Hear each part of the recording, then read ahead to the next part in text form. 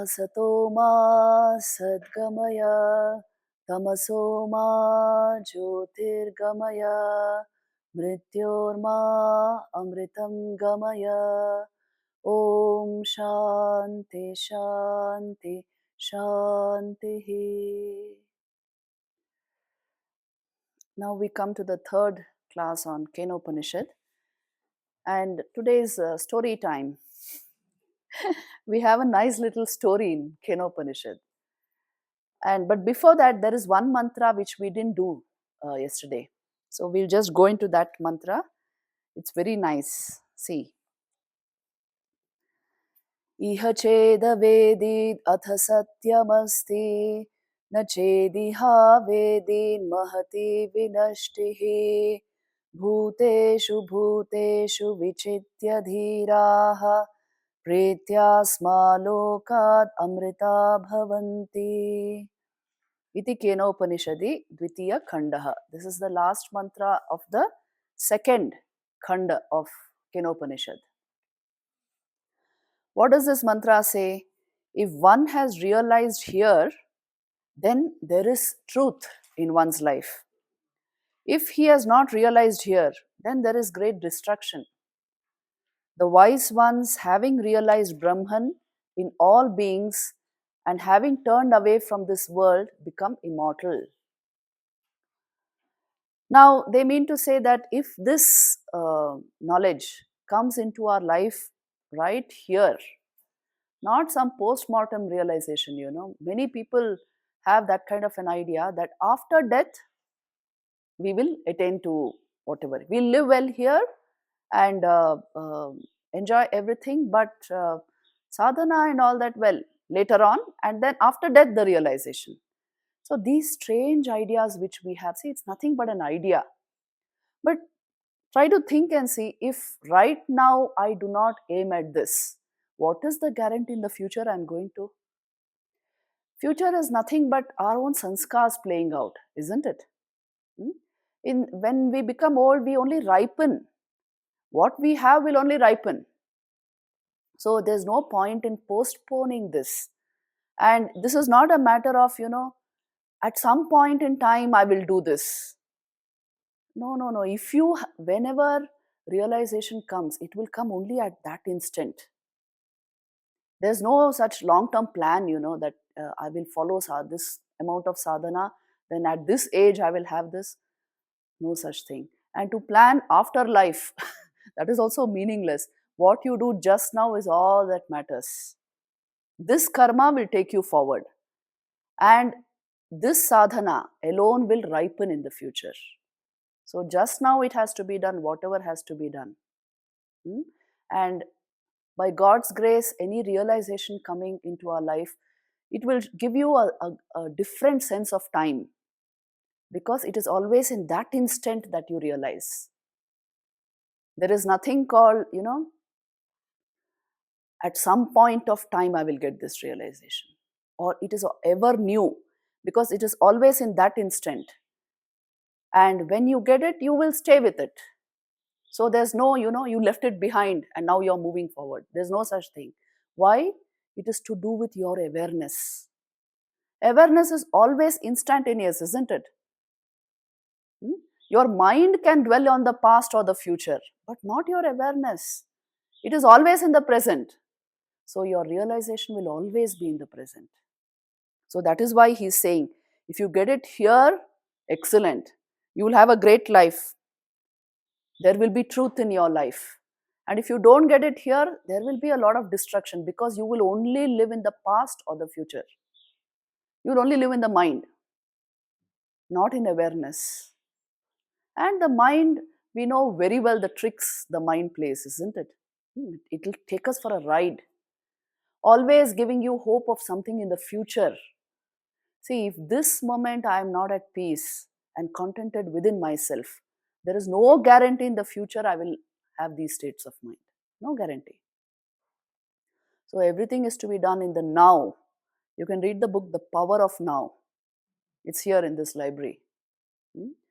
Obviously, it's a book by a master of realization, because realization happens only in the now.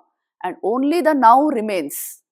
You can't even say remains, but only the now exists always, and nothing else. Everything else is made up by the mind. The sense of time itself is in the mind, not out there. Hmm? So, all this you have to check out for yourself and see. And only, as I always tell you, meditation practice, which we will be doing today evening, that will give us these truths. Otherwise, the mind is always there to take us for a ride, always telling you, oh, you'll do it in the future. Few more years, then you'll do it. So, this is all just fooling around, nothing else. So, then they are constantly using this, you see, having realized Brahman in all beings and having turned away from this world. Why do they use such expressions? Does this mean to become immortal, you have to turn, remove the world from your perception? Does it mean you have to run away somewhere? See, what this means is actually you defy the world. You change your perception of the world. Usually, for an undeveloped mind, the perception of the world will always be, well, it's consuming me, it's attacking me. Because my mind itself is so unstable, unable to find the solutions within myself, I am constantly blaming people and the world around me. See, don't take this as some kind of well, it's not real. Many people can think like that. Because usually, always we point out to the external for any problem we have. If my mind was at peace and happy and fully aware, it won't matter what kind of creature comes in front of me. It won't matter. I can handle any situation and yet maintain my balance. So because this training is lacking, always for our problems we blame the external, always. So here what is being said is, I told you it's a very high perception born of realization that this world verily is not something which is attacking me or something I have to defend myself from. It is God expressing himself through so many names and forms. It is Brahman only. See, let me go into the gospel of Sri Ramakrishna. You will see Sri Ramakrishna's perception in his state of realization.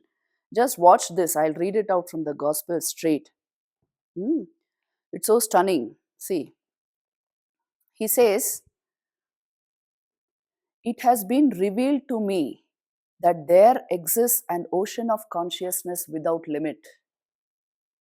From it come all things of the relative plane, and in it they merge again.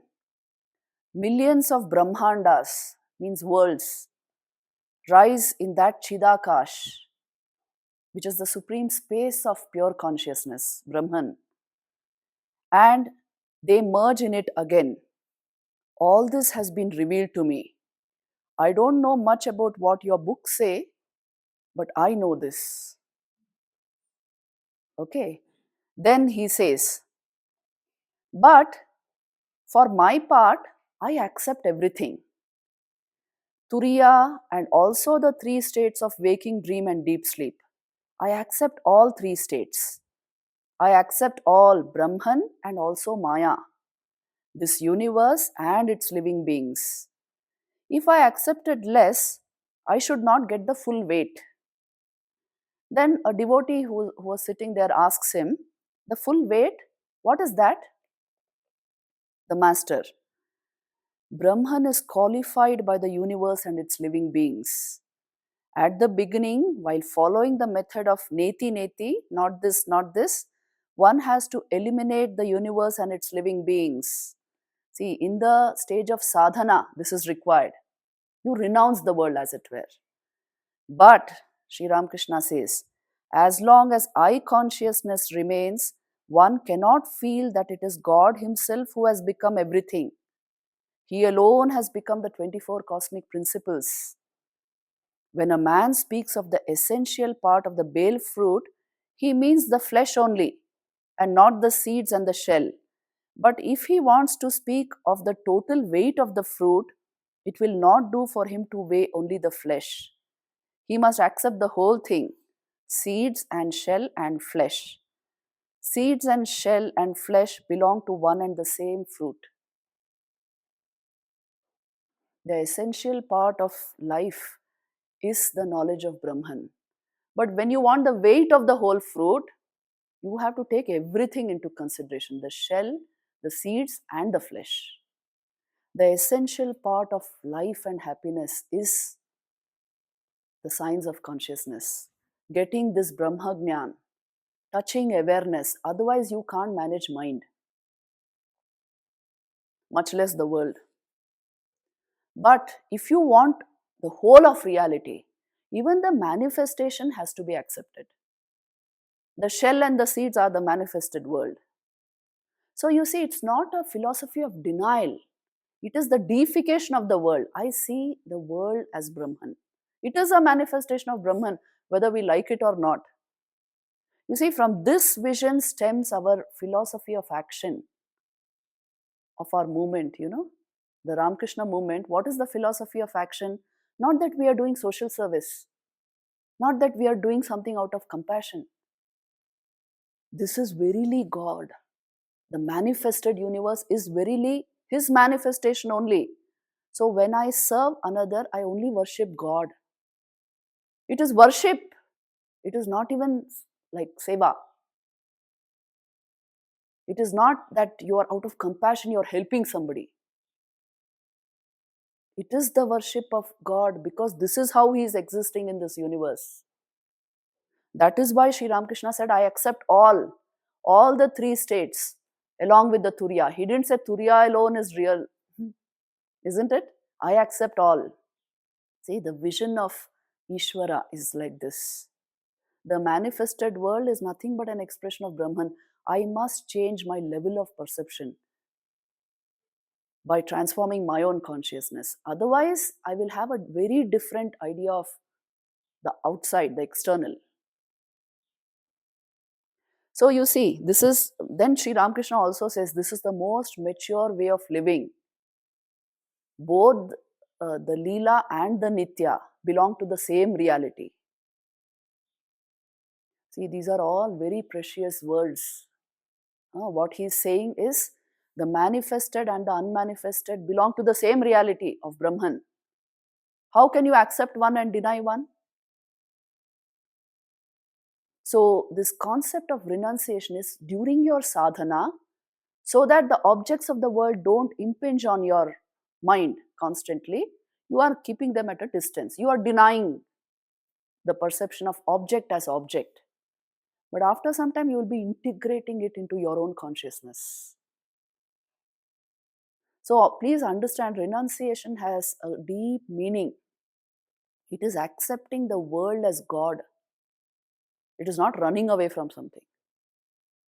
Isn't it? Where will you run away from the world? Wherever you run away, you're right in there.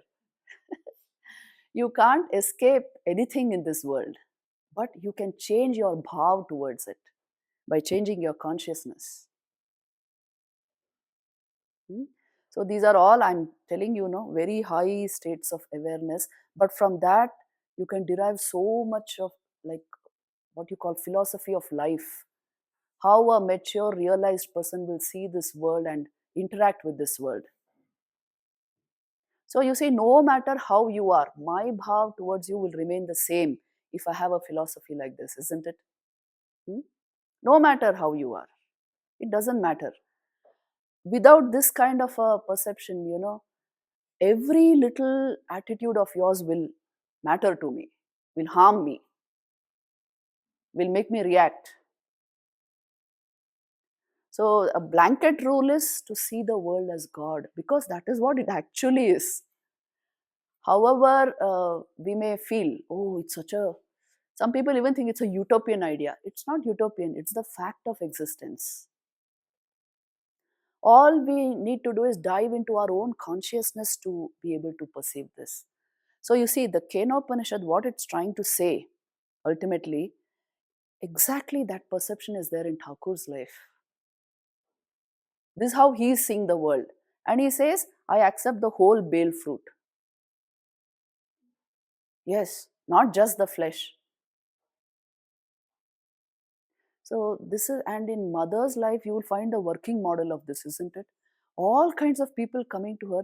Just imagine the kinds of people who were in her own life, everyday life. That Pagli Mami and Radhu and all, you must have read all that. Hmm? Such strange beings were around her.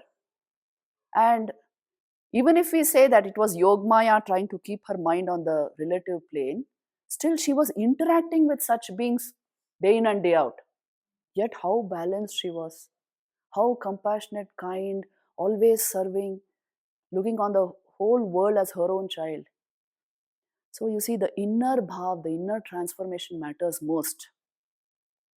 Otherwise, I will always be in a ferocious mode because I feel I versus the world.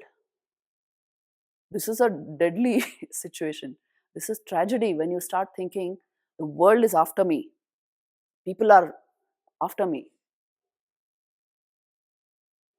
So don't let one or two negative experiences of your life affect the philosophy of your life. This is important. This is maturity. One or two strange characters in our life. Sometimes it happens in the family only, isn't it? Don't let it affect you that much that you turn your life topsy turvy. So that is why a retreat, discussion of these ideas, meditation becomes paramount so that our philosophy of life is always positive. This is the reality of life, not some strange person who gave you some negative experience. Hmm? Sometimes, people come to us with that kind of a mindset where they have suffered something very distressing, and it's due to just maybe one instant, one person in their life, but it has completely made them negative. This should not happen. Life means it's a mixture of good and bad. Things come to us according to karma. Take it like this: I will handle it as best and as maturely as I can, with divine grace, with prayer, with positivity, and I will build my inner life so that something of this comes into my life. Not the distressing elements, not the negativities. Don't ever ruin your life by dwelling on the negative. So, this is something very important. That is why they are telling us that if you want Mahati, there will be Mahati Vinashti without self knowledge. Great destruction will occur if you don't develop your spirituality. Then you are only at the mercy of the negative mind, isn't it? What else is there in life? So that mind will exaggerate the negativities of your life and keep you in a depressed mode. That's why Mahati Vinashti. So don't get into that at all. Life is too beautiful to be ignored or reduced to anything like that. You must pep it up every day with your meditative practice, higher awareness, deeper joy, deep absorption into all this, and a philosophy of karma so that your everyday action doesn't appear like a burden. See, I told you the simple act of preparing breakfast or lunch for this group. What actually are you doing? You are activating, energizing the vital energy in all beings. Isn't this worship of Shakti, tell me? Or is the worship of Shakti only Shakti Puja? She is existing in each one of us as vital energy. You are energizing that by providing food. Isn't it a great worship? With this, naturally, you will go forward. Nothing else is required. This is puja. If you see the human being like that, yes, even this is a manifestation of Shakti. But if I begin the work by, oh, I have so many hours of hard work. If it's a puja, no work is hard, you know. It's a joy. You're worshipping her. So the attitude will convert every action into worship, because that is the fact of life. Only consciousness and Shakti are playing and appearing as so many living beings around you. Yes, that is the truth. Remove name and form. This is, you will see, this is the truth. So my attitude will be that of worship, no matter how you are. This will be the philosophy, isn't it? Hmm? So this is what they mean to say. You can understand these things best through the gospel of Sri Ramakrishna. That's why I'm telling you. Now we will go into the story. I told you there's a very interesting story. Before I go into the mantras, I want to tell you the story, because sometimes you may feel that they are skipping one or two things in the mantras. Huh? So I'll just tell you the story, and then when we go through the mantras, it will make a lot of sense. See, the story goes like this. This is a story in which they are trying to tell us that, this even the gods can get deluded. Gods means the small g, can get deluded about uh, what is the source of their energy, not to speak of human beings. We, of course, have a big parda of delusion, a huge veil of delusion on our eyes, but even the gods can have this. Uh, they can't see the source of their energy, the source of their power, the source of their action, and so they develop pride, they develop anger, they develop a lot of ego and all kinds of clashes, because they don't see this. And in whatever happens with the gods, in human beings, in an exaggerated way it can happen, which means if they themselves don't see this, out of ignorance, we are super ignorant, we don't see it at all. Hmm. So one day it so happened that in the heavens, these gods and demons have periodic quarrels. Yes, war actually. So in one such quarrel, these gods vanquished the uh, asuras, the demons. So the devas, gods are called devas, but remember this is gods with a small g, which means Indra, Varuna, and Agni, Vayu. All these, they are each one is in charge of a divine office, a divine element. The Panchabhutas, each one is in charge of one of them. Like, see, Agni is the fire god, Varuna is the god of water. Each element they are in charge of, and they preside over a lot in human life also. So they are powerful beings. In fact, according to Hinduism, highly evolved human beings with a lot of good karma who have not yet got rid of their desires completely become the gods. They are highly evolved. So this group, due to all their divine strength, they managed to vanquish the asuras from the heavens. But then they got very proud, and they thought we should celebrate our victory. What a great victory! So for days altogether, the celebration went along.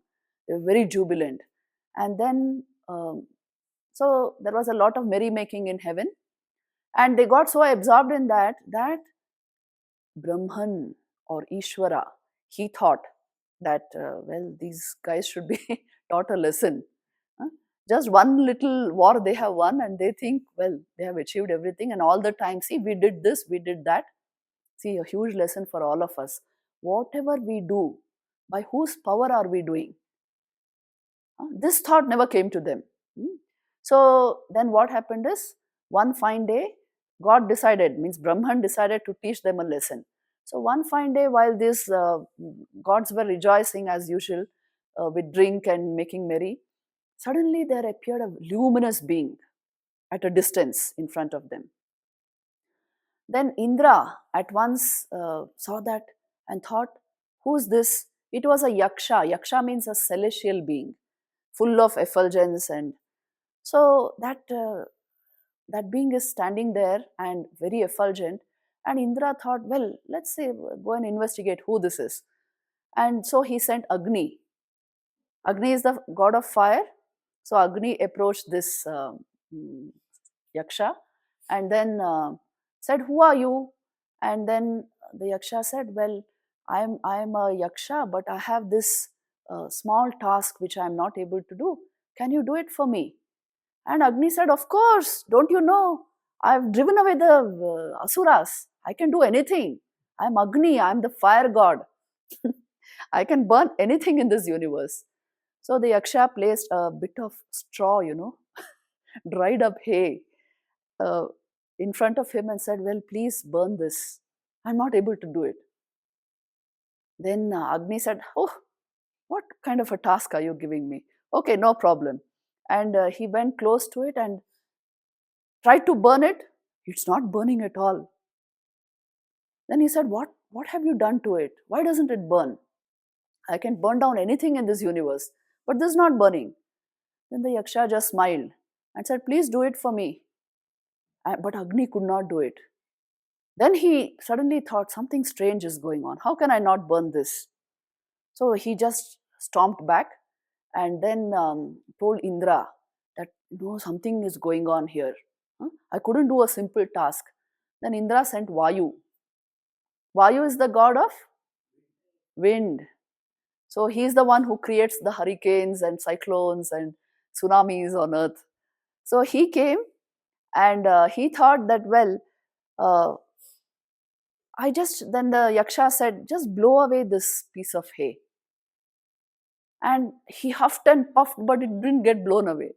He could not do that simple task.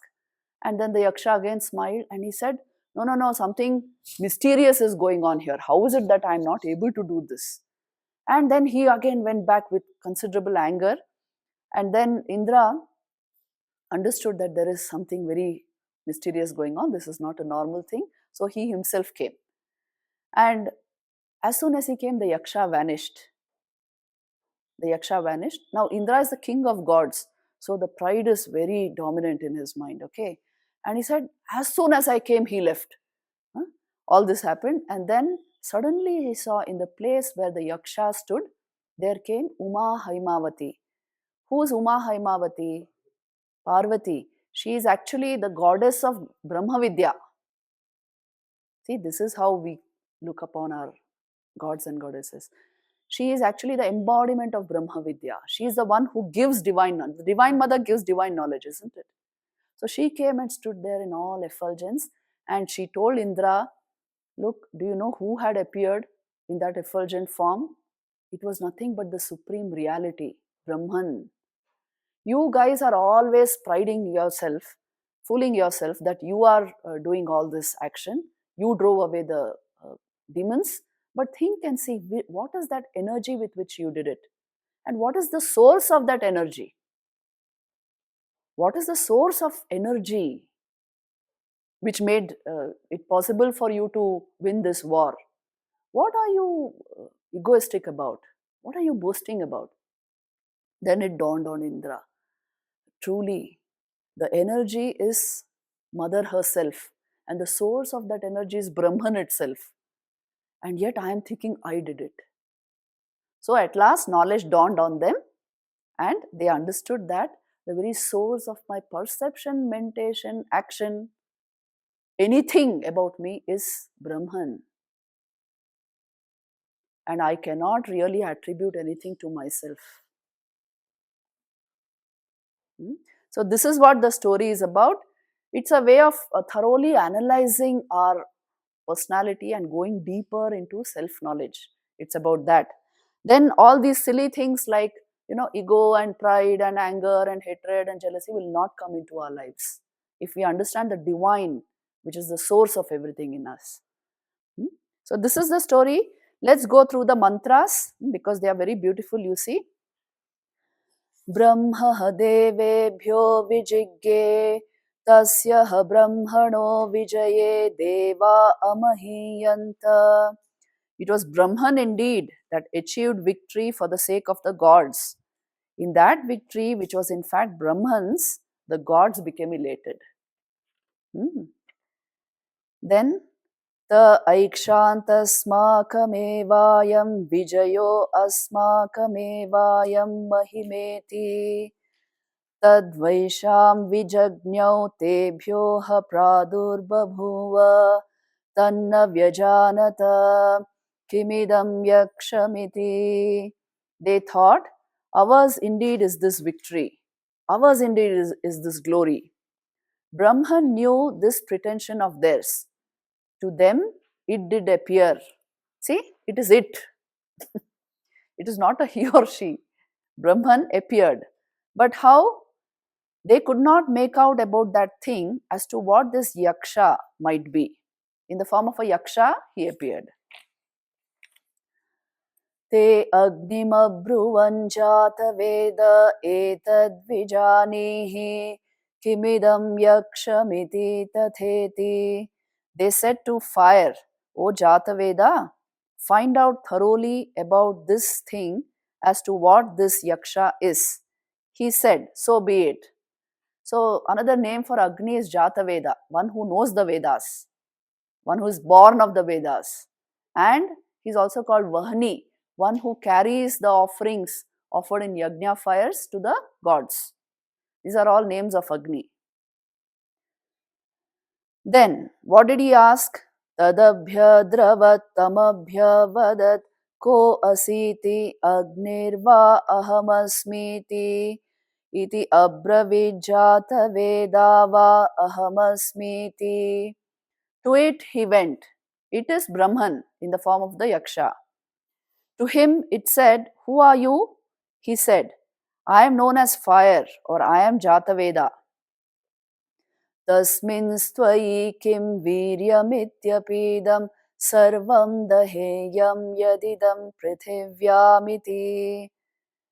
It said, What power is there in you, such as you are?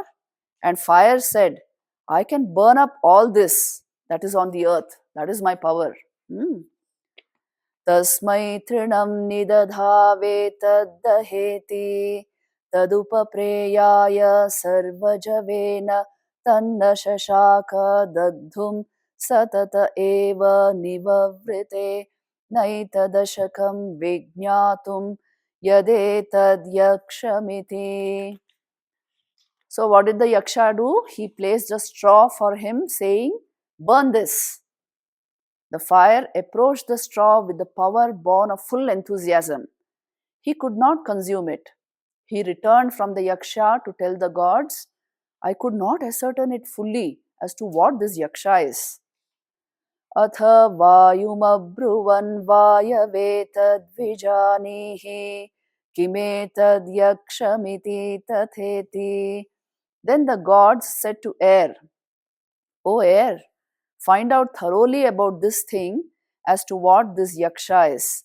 Air or the wind, you can say, said, so be it. So Vayu went there. Tadabhya dravatamabhya vadat ko asiti vayurva ahamasmiti abravin matarishvava ahamasmiti. To it he went, and to him it said, Who are you? He said, I am known as air, or I am Matarishva. That's another name for Vayu.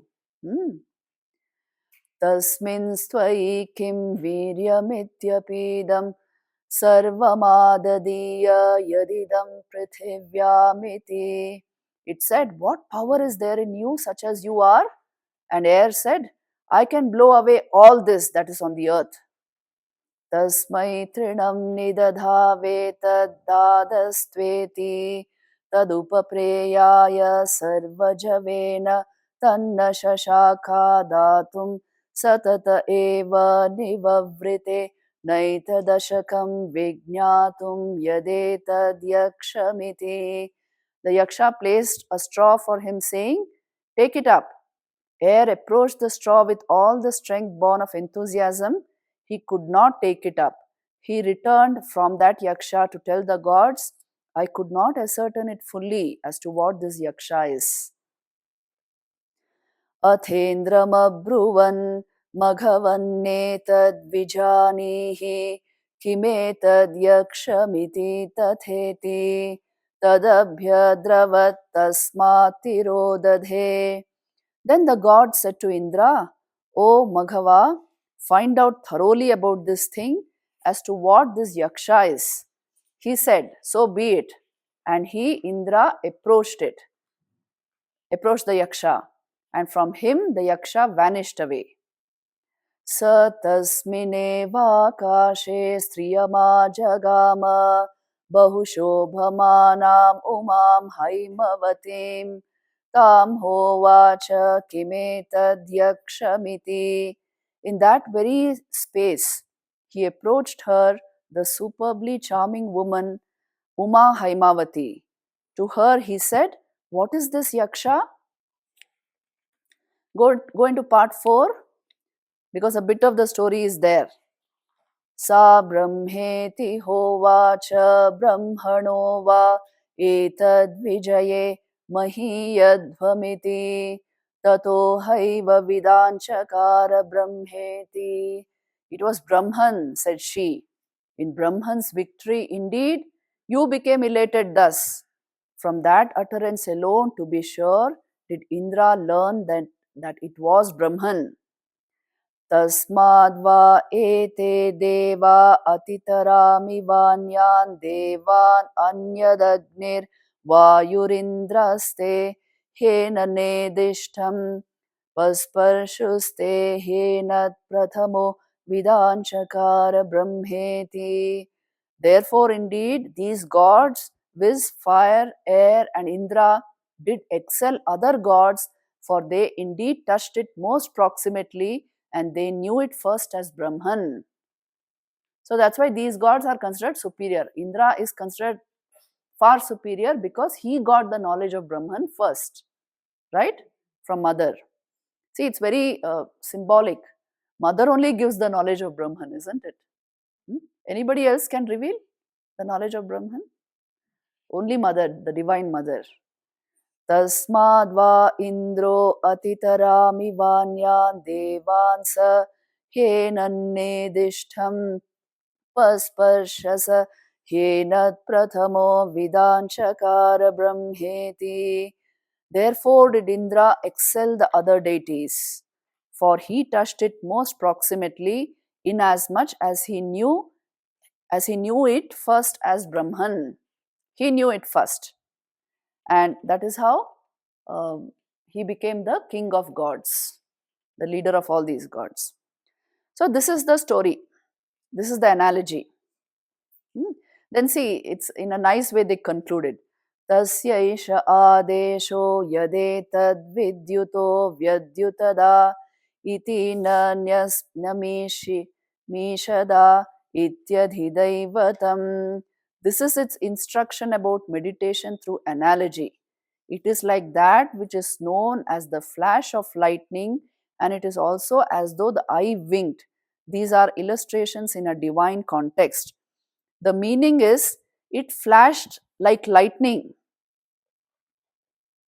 Only thing is, lightning depends on something to produce that light. But Brahman is self effulgent.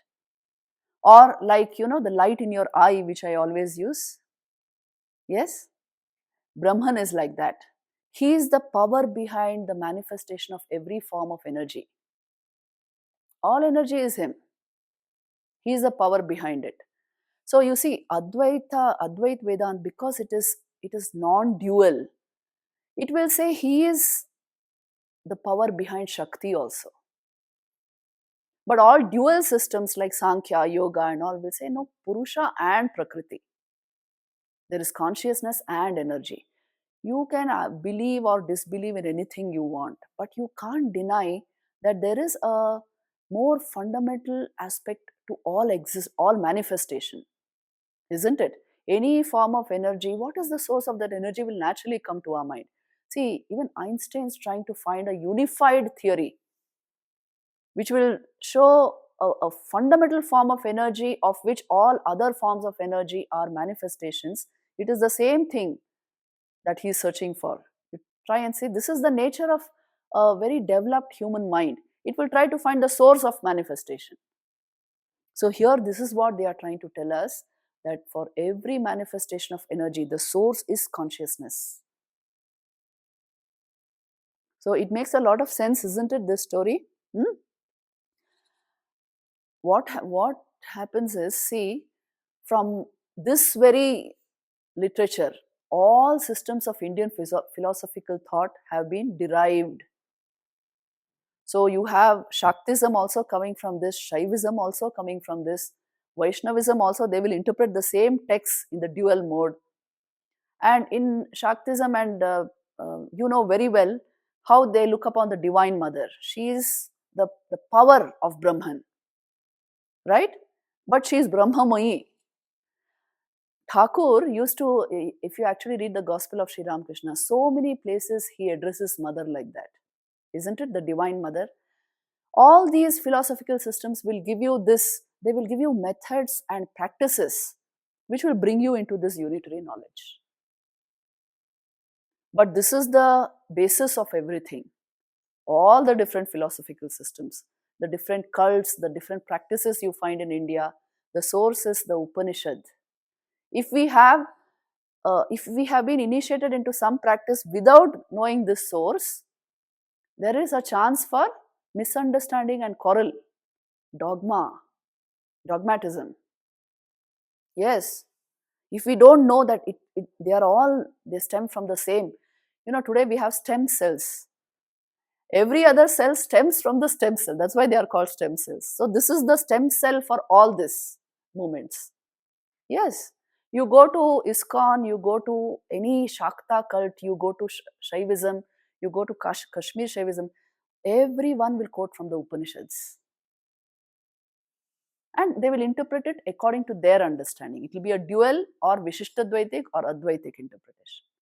So then these three systems, Dvaita, Vishishtadvaita and Advaita, are the psycho-spiritual framework of every religion,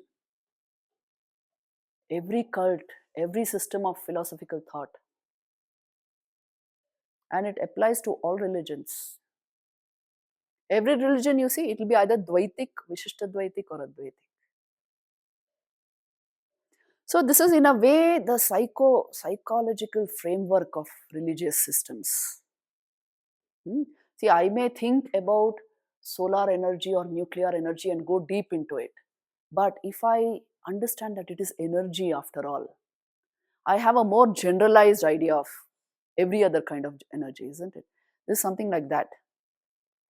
You can fit everything into this framework.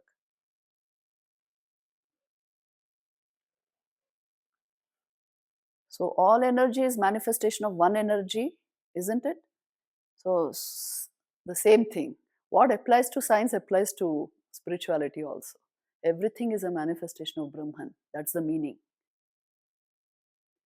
So this is the story, and now we have only one small part of this Upanishad left over, which we will take up tomorrow. Do you have anything to discuss on this? Yes, Didi.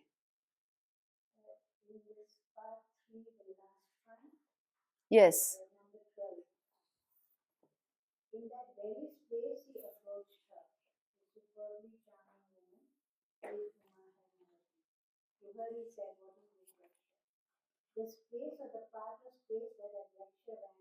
Hmm.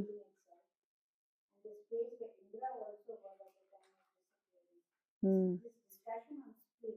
Yes.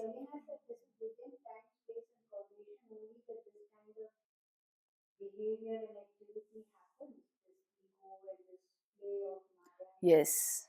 Yes, you can take it like that. Yeah. See, Vedanta recognizes three types of spaces.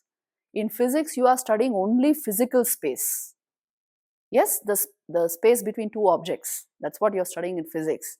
But in Vedanta, there are three types of spaces. What are they? One is Stulakash, which means the space between physical objects, which we perceive, right? But there is also a Sukshma Akash, or it's also called Chittakash, which means the space in which your thoughts occur. You can't see it, but your thoughts exist somewhere, isn't it? In what space? That is the Chittakash. And the third one is even more subtle. It's the causal Akash. It is called Chidakash, where your awareness exists. Your awareness doesn't exist in Chittakash, which means awareness is not a thought. It is that in which thoughts find place. It is Chidakash. Please write it correctly since all of you are writing down. See, you have Stulakash,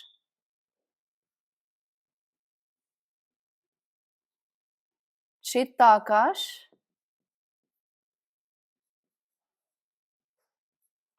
and Chidakash. Chid Akash. So this is the space of awareness, Chidakash. Chittakash is the mental space and Sthulakash is the physical space.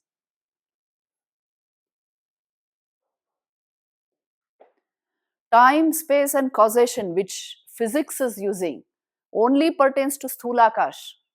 Even in Chittakash, you have a different concept of time. I told you when mind shuts down, time vanishes.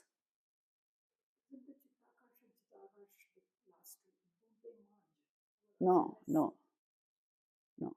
Chittakash is the space where you find your thoughts. And Chidakash is the space where awareness exists.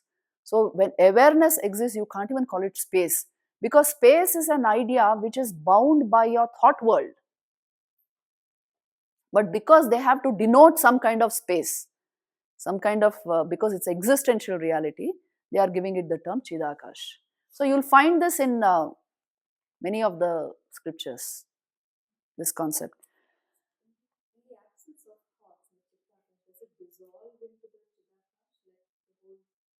See, the mind, to say the mind dissolves into the Atman is only a figurative expression. I'm telling you actually. Awareness does not require the mind to dissolve into it. Awareness alone is. Mind pops up in that awareness. Whatever is a pop up will also go back. We are calling it dissolution of mind and all that. Check and see how true is your mind. See, today in mind sciences, no? At one time it was only philosophy, but today there's a subject called mind sciences.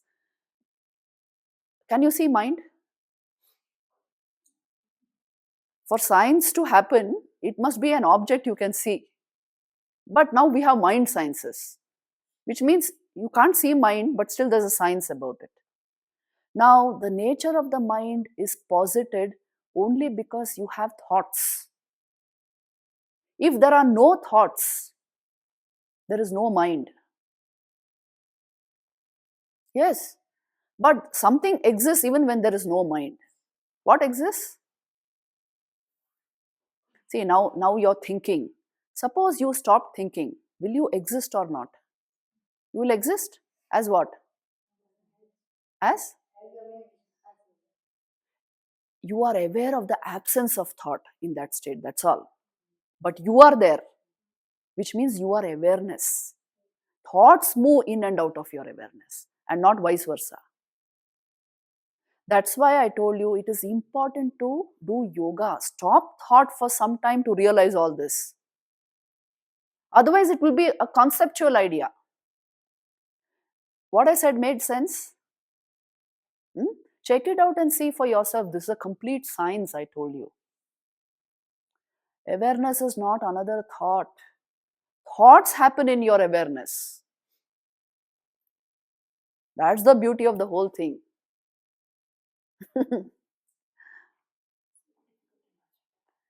Because you're trying to imagine it. It's difficult when you try to imagine it. Because awareness doesn't fall in the purview of mind. You must actually practice yoga if you want to realize Vedanta.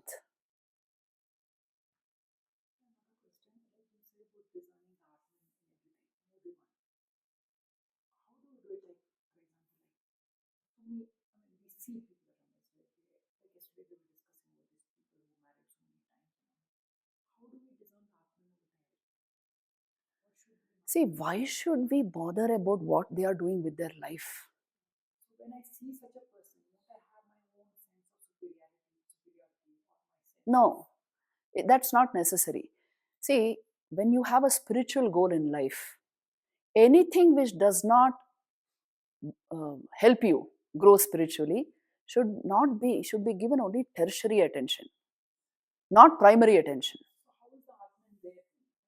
Atman is there also, but that Atman is struggling with the body-mind complex, with its own body-mind complex. It has not found its way to its source. That is why it is trying all this experimentation with life. Why should I bother about it? You should take it at the most as a joke, nothing more than that. Yes, it's nothing more than a joke. Why should you take it seriously? The thing is, I want to see Atman there. First, you see Atman within yourself. Sadhana means this. First, I try to unravel my own consciousness. Don't bother so much about, see, the primary thing about yoga is you shut your eyes, isn't it? Why?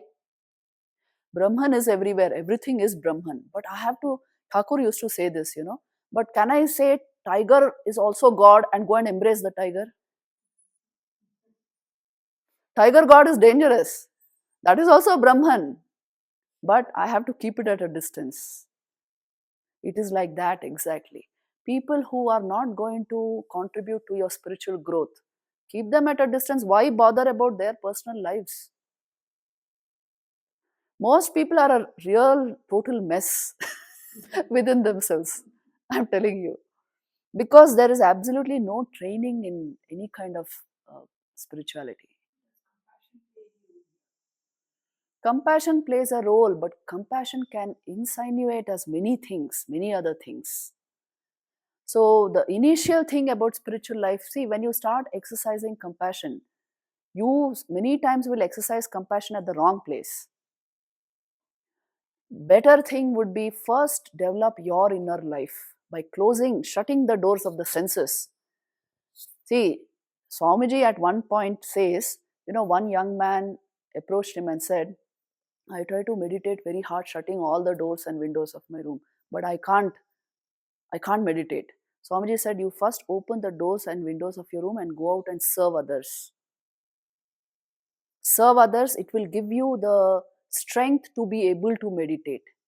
So, karma yoga and meditation practice, this alone you should focus at. Not what others are thinking, why their minds are like that, how can I correct them? It's all besides the point. First, let me get my spiritual strength. Let me develop my own mind. See, what is a developed mind? It can never go into negativity or depression. It can never go into any form of mental sickness. The nature of the sick mind is, it is constantly brooding. It is unhappy with itself. So this kind of a mind is a terrible thing, isn't it? To carry it with you. A terrible thing. First sign of mental health is you don't blame anybody. You don't interact on a personal level with anybody. You are only concerned about your spiritual growth. That is why you are like that. If you try to get into the mind of, just anybody, you will go crazy. I'm telling you, most people are a mess within themselves. So just don't do it. See, that is why it is important to have a chosen ideal to whom you can turn your thoughts and emotion. Otherwise, you will give it to some man who will play with it. Yes, if we don't have bhakti in our lives, you won't know what to do with your thought and emotion. You will give it to somebody, and that limited mind will only give it limited experience, isn't it? So better you have a chosen ideal, chosen company, and practice bhakti towards the saguna aspect of God. It will change the nature of our minds. See, it's a very practical question what she is asking. Don't waste your life and energy on another limited mind. That is the whole point. Does that mean I should not make relationships? Make refined relationships. Nobody is asking you not to do that. But simply because I am so distressed and depressed that I cling to another who is also similarly depressed but not showing it as of now, only putting you into greater trouble, isn't it? Most people are making relationships like that. Acha nahi lag raha hai, so go and marry somebody. Sure way to destroy life. So don't do all this at all. A very mature interiority is required to live well in life. Otherwise, all sorts of compromises you will keep making, and finally, it's a disaster. One aspect is to have a holy company. Very important is holy company. But where do you get them? YouTube. Nowadays, YouTube एकमात्र सहारा है, because we are in such remote places, no, that people see, in our ashrams, I tell you frankly, even for cooking, we go to YouTube because none of us ever learned cooking. Okay, we don't know to do many things, and when we are asked to do those things, we resort to YouTube. So when you want holy company, also suppose you don't have it around you, what else will you do? Go to YouTube. Practical solution, I'm telling you.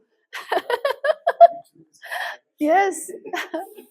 Google is the mighty guru today, giving you whatever at whatever level you require, but it will give you information. Remember, the physical proximity of a master is very important. That is very important. A sattvic mind also will put such good vibrations into your head. So, if you can, physical presence. If you can't, at least the mental thoughts through YouTube. What else? But this I have seen, people who have some level of realization and deep bhakti, just their presence will, that is enough. For long time, you will carry their vibration with you. So it gives you an experience of the real goodness of life.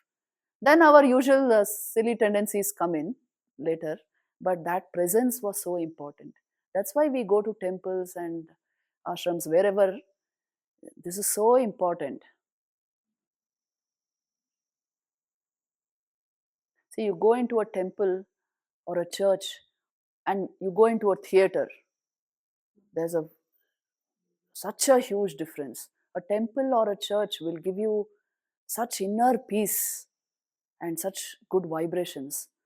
You go into a theater, the mind will come down automatically. It's like that. Spaces matter, holy company matters a lot. But where to find it is really difficult in modern world.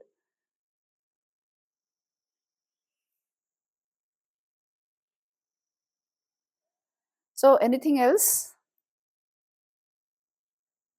Regarding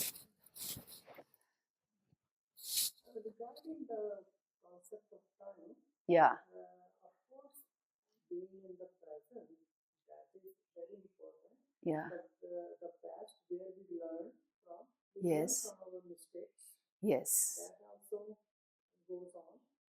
And the present will make the future. Yes. Correct. The realization we are speaking of will happen only in the present. But what is the past meant for then? What are my memories meant for? Learning. They will teach me how to live. Hmm? Ultimately, they should teach me be only in the present.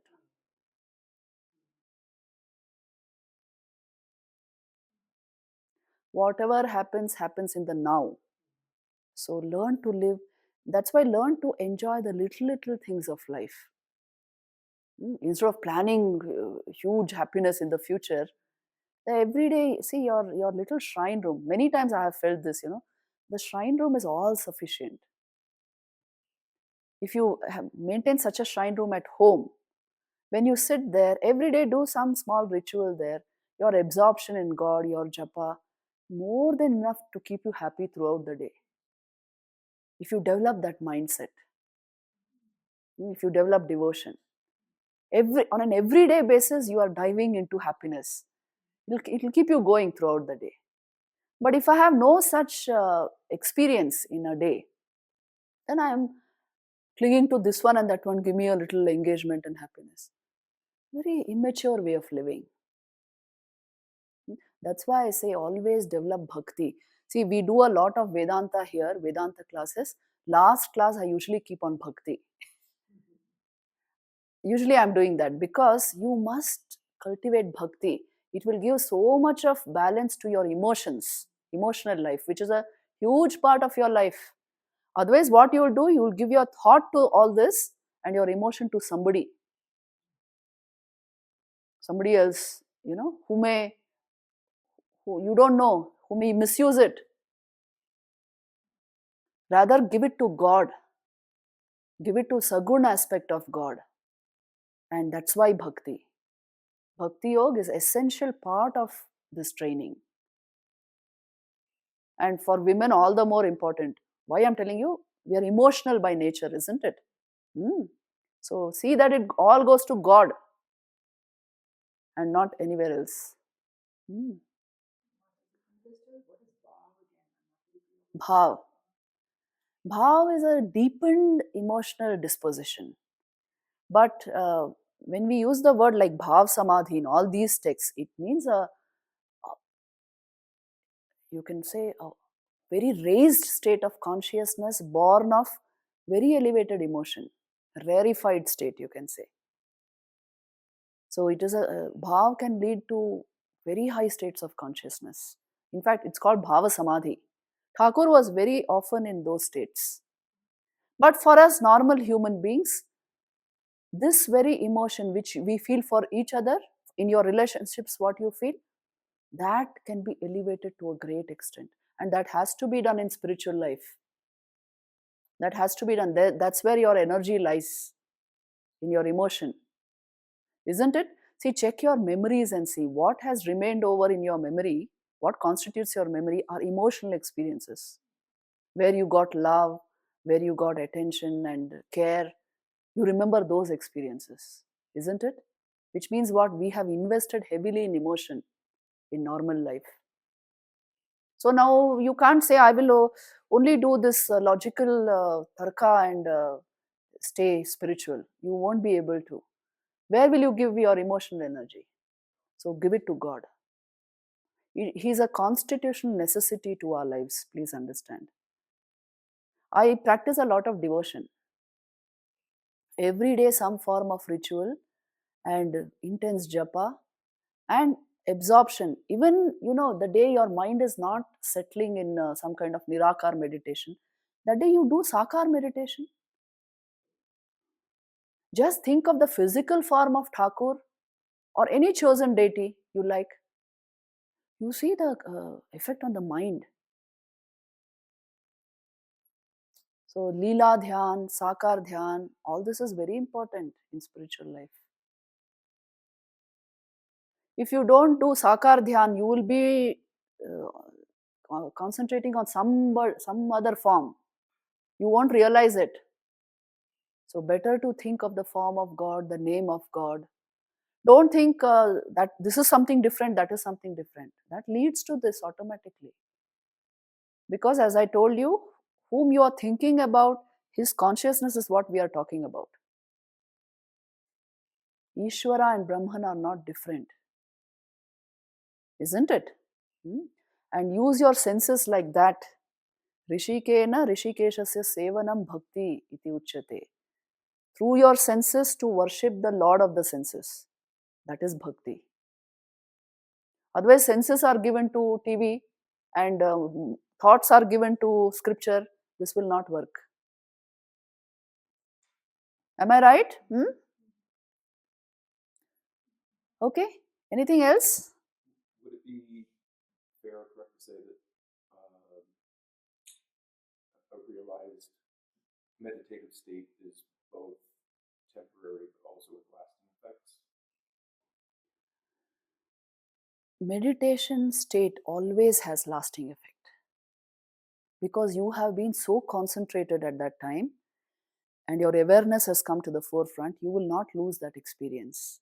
The normal experiences of life are fleeting, but the meditative experience, you will never lose it. If it is real dhyan and you build on it, finally it will become samadhi.